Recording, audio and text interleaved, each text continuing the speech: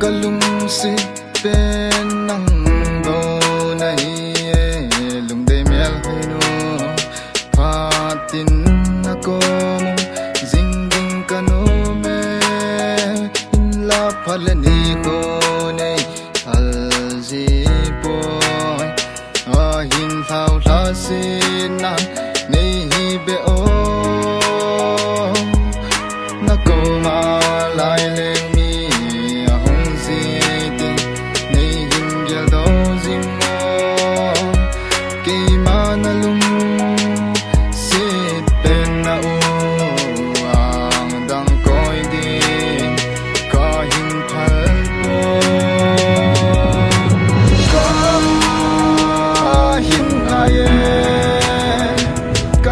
lung se tay yo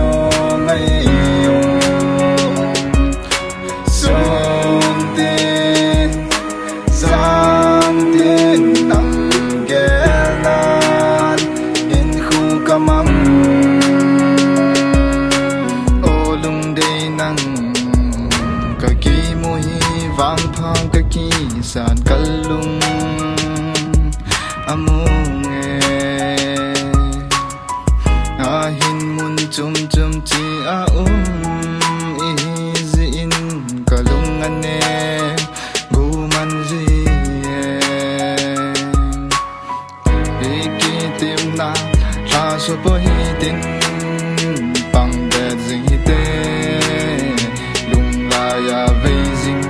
nang bo na hi ngai om na so lalin palani kasim simjiya hin aye kayin lung se tay yo ngai yo song din zam din nang gelan in khu kamang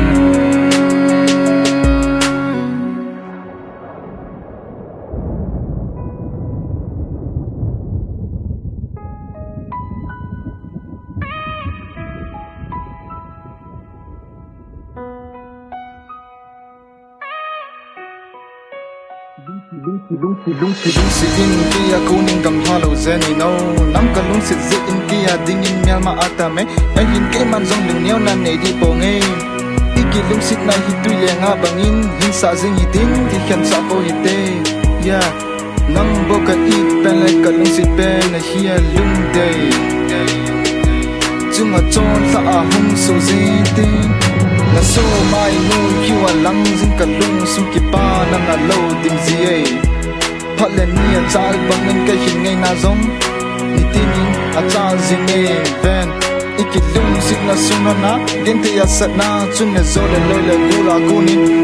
hung zing zong ne lung ha lo ving pa ko ma tao zing in bang tiat zing i te hin aye kayin lung se tay